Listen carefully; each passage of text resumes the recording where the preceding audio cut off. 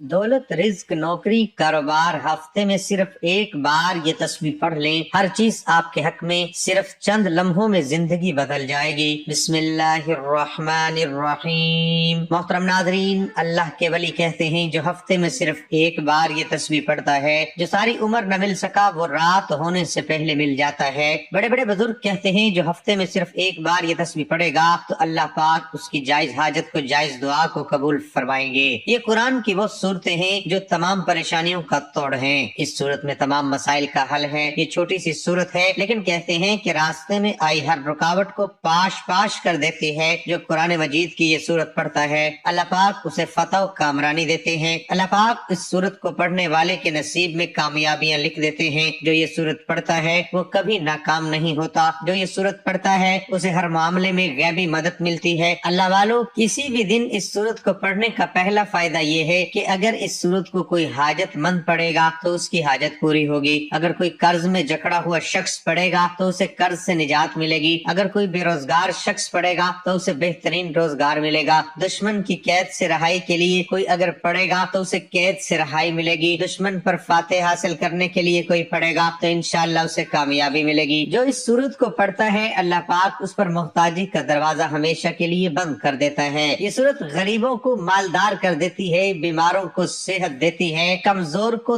ताकत देती है, नाकाम को कामयाब कर देती है। नाज़रीन, ये कुरान मजीद की छोटी सी सूरत है जो कि आखिरी सिपारे में मौजूद है। इस सूरत के बेशुमार फवायद हैं। अगर आप कामिल यकीन और अल्लाह ताला पर भरोसा करते हुए तो ये सूरत पर अपने जिस भी मकसद के लिए पढ़ेंगे तो इंशाअल्लाह ताला आपका वो मकसद पूरा हो जाएगा और आपको मगरिब से पहले पहले वो सब कुछ मिल जाएगा जिसकी आपको हाजत है। आज के दिन जो शख्स सूरत नसर पढ़ेगा, जो कि 30वें पारे की छोटी सी सूरत है, इसके दिल की हर मुराद पूरी होगी। उसकी जो भी बरसों पुरानी हाजत होगी जो अभी तक पूरी नहीं हुई, इंशाअल्लाह वो पूरी होगी। सूरत नसर की फजीलत और बरकत बहुत ज्यादा है। सूरत नसर कुरान की 110वीं और मदनी सूरतों में से है जो 30वें पारे में वाक़ है। सूरत का नाम पहली आयत से लिया गया है जो कामयाबी के मायने में है। इस सूरत के दूसरे नामों में से एक इज़ा जा है। ये सूरत 3 अहम पेशन गोइयों पर मुश्तमिल है। एक फतह मक्का, अजीम कामयाबी और इस्लाम की आखिरी फतह के उन्वान से, 2 मक्का और मज़ाफात के लोगों का ईमान लाना और रसूलुल्लाह सल्लल्लाहु अलैहि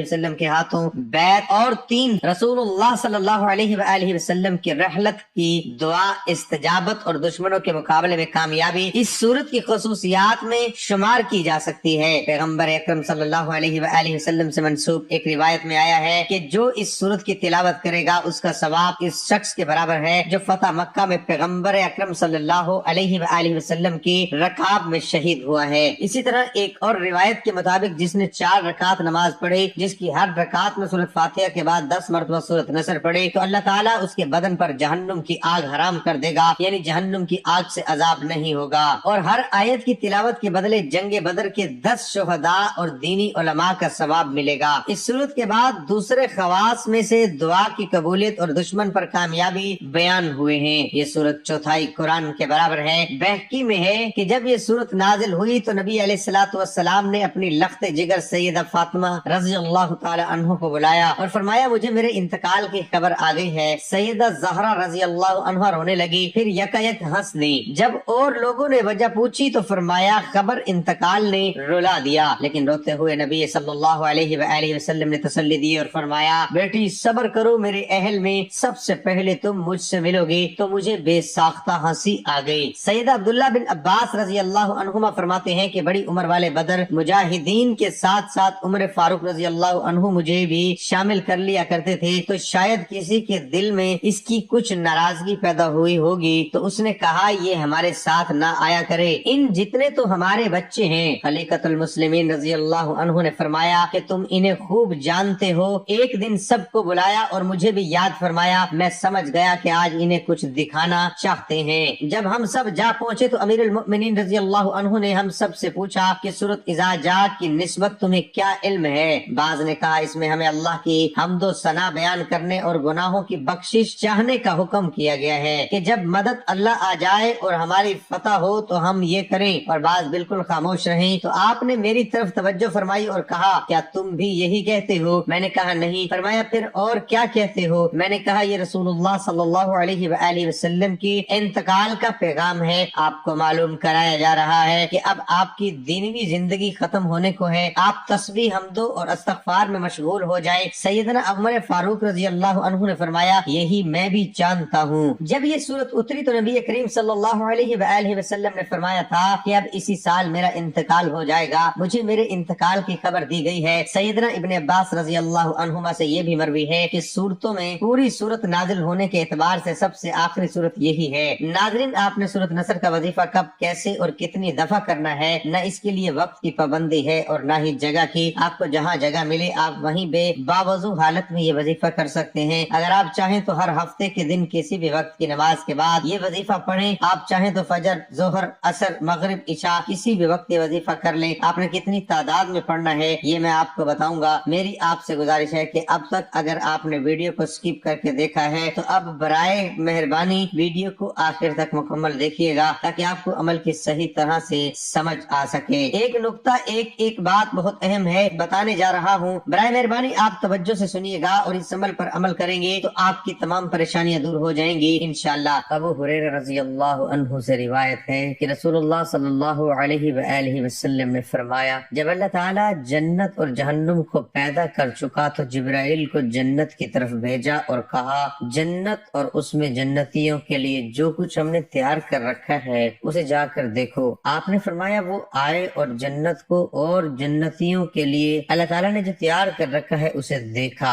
आपने फरमाया फिर अल्लाह के पास वापस गए और अर्ज किया, तेरी इज्जत की कसम जो भी इसके बारे में सुन ले उसमें जरूर दाखिल होगा। फिर अल्लाह ने हुक्म दिया, वो नापसंदीदा और तकल्लुफदा चीजों से घेर दी गई और अल्लाह ने कहा इसकी तरफ दोबारा जाओ और इसमें जन्नतियों के लिए हमने जो तैयार किया है उसे देखो। आपने फरमाया जिब्राइल अलैहिस्सलाम जन्नत की तरफ दोबारा गए तो वो नापसंदीदा और तकल्लुफदा चीजों से घिरी हुई थी। चुनाचा वो अल्लाह ताला के पास लौट कर आए और अर्ज किया, मुझे अंदेशा है कि इसमें कोई दाखिल नहीं होगा। अल्लाह ने कहा जहन्नुम की तरफ जाओ और जहन्नुम को और जो कुछ जहन्नमियों के लिए मैंने तैयार किया है उसे जाकर देखो। उन्होंने देखा कि इसका एक हिस्सा दूसरे पर चढ़ रहा है। वो अल्लाह के पास आए और अर्ज किया, तेरी इज्जत की कसम इसके बारे में जो भी सुन ले इसमें दाखिल नहीं होगा। फिर अल्लाह ने हुक्म दिया तो वो शहवात से घेर दी गई। अल्लाह ताला ने कहा इसकी तरफ दोबारा जाओ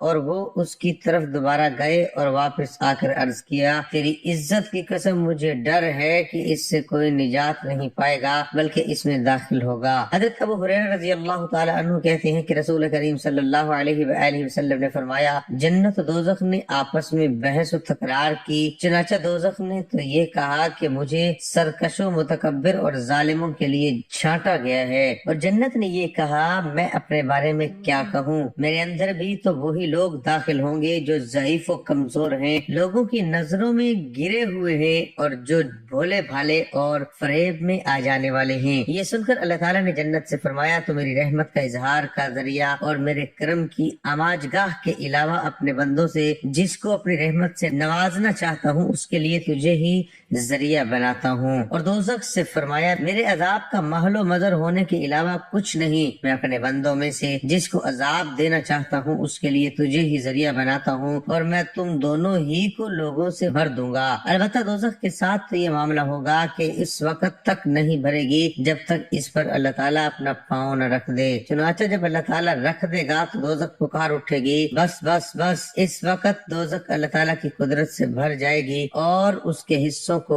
एक दूसरे के करीब कर दिया जाएगा, बस वो सिमट जाएगी। मतलब ये कि अल्लाह ताला अपने मखलूक में से किसी पर जुल्म नहीं करेगा। रहा जन्नत का मामला तो उसके भरने के लिए अल्लाह ताला नए लोग पैदा करेगा। हजरत अनस रजी अल्लाह ताला अन्हु बयान करते हैं कि एक दिन रसूल करीम सल्लल्लाहु अलैहि वसल्लम ने हमें नमाज पढ़ाई, फिर मिंबर पर चढ़े और मस्जिद के किबले की तरफ अपने दस्ते मुबारक से इशारा करके फरमाया कि अभी जब मैंने तुम्हें नमाज पढ़ाई तो मुझे इस दीवार के हिस्से में जन्नत और दोज़ख की तमसीलें दिखाई दी गयी। वाकई ये है कि मैंने जितनी अच्छी चीज और जितनी बुरी चीज आज देखी है, इस जैसी अच्छी और बुरी चीज पहले कभी नहीं देखी। इमाम तहावी फरमाते ہیں جنت و جہنم پیدا کی جا چکی ہے اور یہ کبھی نابود نہ ہوگی۔ اللہ نے مخلوق کو پیدا کرنے سے پہلے ہی جنت و جہنم کو پیدا کر لیا تھا اور پھر ہر دور میں جانے والے انسانوں کو پیدا کیا۔ بس جس کو جو چاہا اپنے فضل سے جن کا حقدار بنایا اور جس کو چاہا عدل و انصاف سے جہنم کا حقدار بنایا۔ ہر انسان وہی کام سر انجام دیتا ہے جس کے لیے اسے فارغ کر دیا گیا ہو اور اس سے وہی کچھ ہوتا ہے جس کے لیے پیدا کیا گیا ہو۔ سیدہ ابو ہریرہ رضی اللہ عنہ سے روایت ہے کہ اللہ کے رسول صلی اللہ علیہ وآلہ وسلم نے فرمایا، جہنم نے اپنے رب سے شکایت کرتے ہوئے کہا، اے میرے رب، میرے ایک حصے نے دوسرے حصے کو کھا لیا۔ تو اللہ تعالیٰ نے سال میں اس کے لیے 2 سانس لینے کی اجازت دے دی، ایک سانس سردی کے موسم میں اور دوسری سانس گرمی کے موسم میں۔ چنانچہ یہی وجہ ہے جو تم شدید گرمی محسوس کرتے ہو اور یہی وجہ ہے جس کی وجہ سے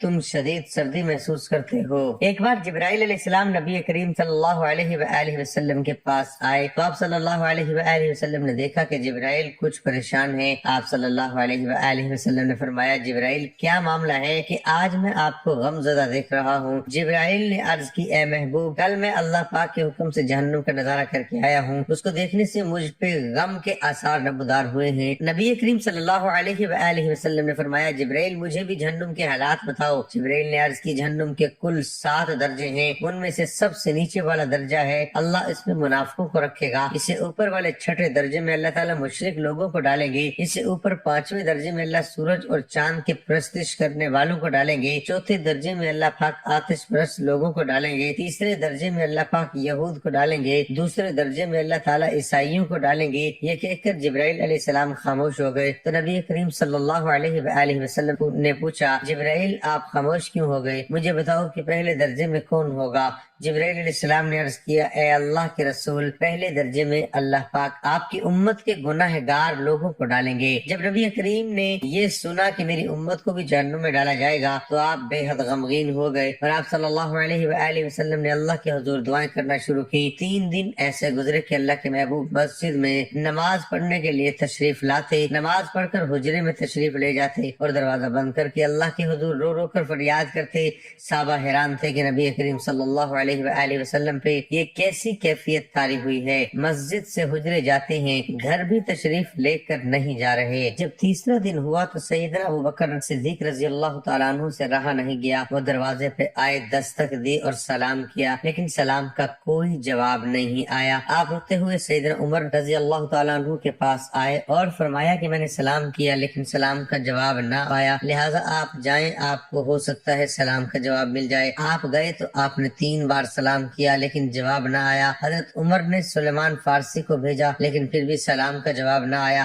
حضرت سلیمان فارسی نے واقعے کا تذکرہ علی رضی اللہ تعالیٰ عنہ سے کیا۔ انہوں نے سوچا کہ جب اتنی عظیم شخصیات کو سلام کا جواب نہ ملا تو مجھے بھی خود نہیں جانا چاہیے بلکہ مجھے ان کی نور نظر بیٹی فاطمہ اندر بھیجنی چاہیے۔ لہذا آپ نے فاطمہ رضی اللہ تعالیٰ عنہ کو سب احوال بتا دیا۔ آپ حجرے کے دروازے پہ آئیں، ابا جان السلام علیکم۔ بیٹی کی آواز سن کر محبوب کائنات اٹھے، دروازہ کھولا اور سلام کا جواب دیا۔ ابا جان آپ پر کیا کیفیت ہے کہ 3 دن سے آپ یہاں تشریف فرما ہے؟ نبی کریم صلی اللہ علیہ وآلہ وسلم نے فرمایا کہ جبرائیل نے مجھے آگاہ کیا ہے میری امت بھی جہنم میں جائے گی۔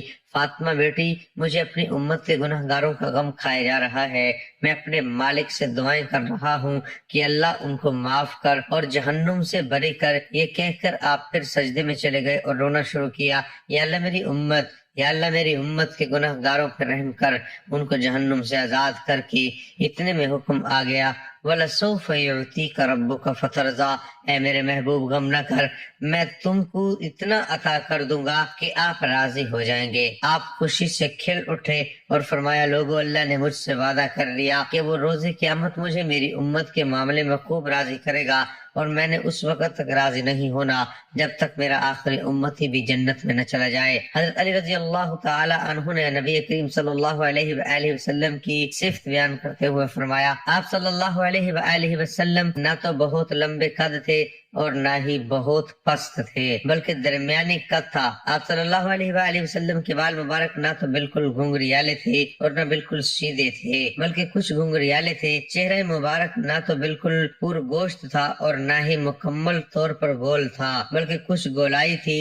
رنگ سرخی مائل سفید تھا، آنکھیں سیاہ پلکیں دراز، جوڑوں کی ہڈیاں موٹی تھی، مونڈھوں کے سرے اور درمیان کی جگہ بھی پر گوشت تھی، بدن مبارک پر معمول سے زیادہ بال نہ تھے، سینہ مبارک سے ناف تک بالوں کی لکیر تھی، ہتھیلیاں اور دونوں پاؤں پر گوشت تھے، چلتے وقت قوت کے ساتھ چلتے، گویا کہ ڈھلوان جگہ میں چل رہے ہوں، کسی طرف متوجہ ہوتے تھے نظر بھر کر توجہ فرماتے، دونوں کندھوں کے درمیان مہر نبوت تھی۔ آپ صلی اللہ علیہ وآلہ وسلم خاتم النبیین تھے، سب سے زیادہ سخی دل اور سب سے زیادہ سچ بولنے والے تھے، سب سے زیادہ نرم طبیعت اور سب سے زیادہ شریف گرانے والے تھے۔ آپ صلی اللہ علیہ وآلہ وسلم کو اچانک دیکھنے والا مرعوب ہو جاتا اور آپ صلی اللہ علیہ وآلہ وسلم کے ساتھ معاشرت رکھنے والا مانوس ہو کر فدا ہو جایا کرتا۔ آپ صلی اللہ علیہ وآلہ وسلم کا وصف بیان کرنے والا کہتا ہے کہ آپ صلی اللہ علیہ وآلہ وسلم جیسا میں نے نہ آپ صلی اللہ علیہ وسلم سے پہلے دیکھا ہے اور نہ ہی آپ صلی اللہ علیہ وآلہ وسلم کے بعد۔ اللہ پاک ہمارا خاتمہ ایمان پر فرمائے اور ہمیں جنت میں اعلیٰ مقام عطا فرمائے۔ سب سے پہلے آپ نے حضور پاک صلی اللہ علیہ وآلہ وسلم کی ذات اقدس پہ 3، 7 یا 11 مرتبہ درود ابراہیمی پڑھنا ہے۔ آپ چاہیں تو کوئی سا بھی درود پاک بھی پڑھ سکتے ہیں۔ آپ صلی اللہ علیہ وآلہ وسلم پڑھ لیں یا صلی اللہ علیہ وآلہ محمد پڑھ لیں، جو درود پاک آپ کو آسانی سے یاد وہ پڑھ سکتے ہیں۔ لیکن درود پاک کی فضیلت بہت زیادہ ہے، کیونکہ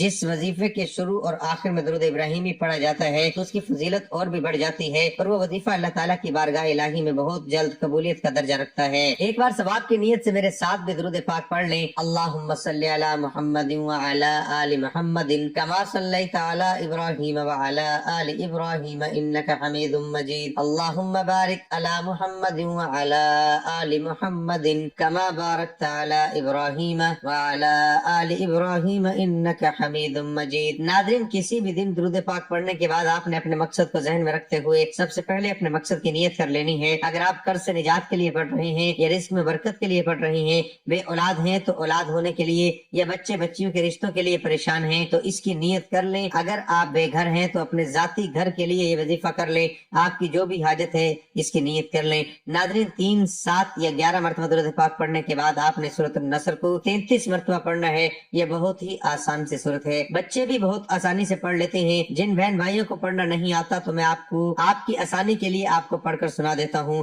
آپ نے میرے ساتھ پڑھنا ہے۔ اذا جاء نصر اللہ والفتح ورأیت الناس يدخلون فی دین اللہ افواجا فسبح بحمد ربک واستغفرہ انہ کان توابا۔ ترجمہ: جب اللہ کی مدد اور فتح آ جائے اور تو لوگوں کو دیکھے کہ وہ اللہ کے دین میں فوج در فوج داخل ہو رہے ہیں تو اپنے رب کی حمد کے ساتھ تسبیح کر اور اس سے بخشش مانگ، یقیناً وہ ہمیشہ سے بہت توبہ قبول کرنے والا ہے۔ روایت میں ہے کہ نبی کریم صلی اللہ علیہ وآلہ وسلم اپنی آخری عمر میں ان کلمات کا اکثر ورد کرتے تھے: سبحان اللہ وبحمدہ استغفر اللہ واتوب الیہ، سبحان اللہ وبحمدہ استغفر اللہ واتوب الیہ۔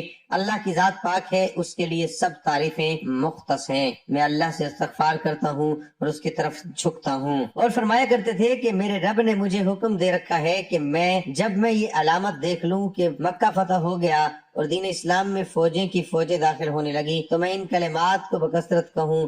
چنانچہ بحمد اللہ میں سے اسے دیکھ چکا، لہٰذا آپ اس وظیفے میں مشغول ہوں۔ ابن جریر میں سیدنا ام سلمہ رضی اللہ عنہا سے مروی ہے کہ نبی کریم صلی اللہ علیہ وآلہ وسلم اپنی آخری عمر میں بیٹھتے اٹھتے چلتے پھرتے آتے جاتے سبحان اللہ وبحمدہ پڑھا کرتے۔ میں نے ایک مرتبہ پوچھا کہ اے اللہ کے رسول، اس کی کیا وجہ ہے؟ تو آپ نے اس سورت کی تلاوت کی اور فرمایا مجھے حکم الہی یہی ہے۔ درود پاک پڑھنے اور سورت نصر پڑھنے کے بعد اب آپ نے اللہ تعالیٰ کی بابرکت ناموں کی ایک تسبیح پڑھ ہے جو کہ رزق میں برکت کے لیے بہت اچھی ہے۔ اگر آپ اللہ تعالیٰ کو ان ناموں سے پکاریں گے تو اللہ تعالیٰ آپ کے تمام رکے ہوئے کاموں کو حل کر دیں گے اور آپ کو مغرب سے پہلے انشاءاللہ وہ سب کچھ مل جائے گا جس کی آپ کو ضرورت ہے۔ اللہ تعالیٰ کے بابرکت نام یہ ہیں: یا اللہ، یا رحمان، یا رحیم۔ آپ نے یہ کس طرح پڑھنے ہیں اور کتنی تعداد میں پڑھنا ہے یہ میں آپ کو سمجھانے لگا ہوں۔ آپ نے یہ تینوں نام ملا کر پڑھنا ہے تو ایک شمار ہوگا۔ یا اللہ، یا رحمان، یا رحیم یہ 2 مرتبہ ہو گیا، یا اللہ، یا رحمان، یا رحیم یہ 3 دفعہ ہو گیا۔ آپ نے اس طرح اللہ تعالیٰ کے مبارک ناموں کی ایک پوری تسبیح یعنی 100 بار پڑھنا ہے۔ یہ تسبیح پڑھنے کے بعد آپ نے جتنا درود پاک شروع میں پڑھا تھا اتنا ہی آخر میں پڑھیں گے تو انشاءاللہ آپ کا آج کا وظیفہ مکمل ہو جائے گا۔ وظیفہ مکمل کرنے کے بعد بعد آپ نے ہاتھ اٹھا کر اللہ تعالیٰ سے دعا مانگنی ہے۔ دعا ایسا خوبصورت عمل ہے جس میں مانگنے والا اپنی پریشانیاں اور مشکلات اللہ تعالیٰ کے حوالے کر دیتا ہے، اور اللہ تعالیٰ اس کے جواب میں اپنی رحمتیں اور فضل مانگنے والے کی جھولی میں ڈال دیتا ہے۔ دعا ہے اللہ تعالیٰ آپ کو سدا شاد و آباد رکھے۔ دل سے دعا ہے کہ اللہ تعالیٰ آپ کو ایمان کامل، طویل عمر، خوشگوار، صحت مند، مطمئن اور پرسکون زندگی، کشادہ بابرکت اور رزق حلال، عزت، شہرت، سکون قلب، دین و دنیا اور آخرت میں عافیت عطا فرمائے۔ اے ساری کائنات کے شہنشاہ، اے ساری مخلوق کے پالنے والے، اے زندگی موت کا فیصلہ کرنے والے، اے آسمانوں اور زمینوں کے مالک، اے پہاڑ اور سمندر کے مالک، اے انسان اور جناتوں کے معبود، اے عرش اعظم کے مالک، اے فرشتوں کے معبود، اے عزت اور ذلت کے مالک، اے بیماروں کو شفا دینے والے، اے بادشاہوں کے بادشاہ، اے اللہ ہم تیرے گناہ گار بندے ہیں، تیرے خطا کار بندے ہیں، ہماری خطاؤں کو معاف فرما، ہماری خطاؤں کو معاف فرما۔ اے اللہ ہم اپنے اگلے پچھلے صغیرہ کبیرہ گناہوں اور خطاؤں اور نافرمانیوں کی معافی مانگتے ہیں۔ اے اللہ رب العزت ہم اپنے گناہوں سے توبہ کرتے ہیں، ہماری توبہ قبول فرما۔ اے اللہ ہم گناہ گار ہیں، سیاہکار ہیں، بدکار ہیں، تیرے احکام کے نافرمان ہیں، ناشکر ہیں، لیکن میرے معبود تیرے نام لیوا بندے ہیں، تیری توحید کی گواہی دیتے ہیں۔ اے اللہ تیرا عذاب بہت سخت ہے، ہم میں اتنی طاقت نہیں کہ اسے برداشت کر سکیں۔ اے اللہ اگر تو معاف نہیں کرے گا تو ہم ذلیل ہو کر رہ جائیں گے۔ اے اللہ ہمیں عذاب قبر سے محفوظ رکھ، اے اللہ ہمیں جہنم کی آگ سے بچا۔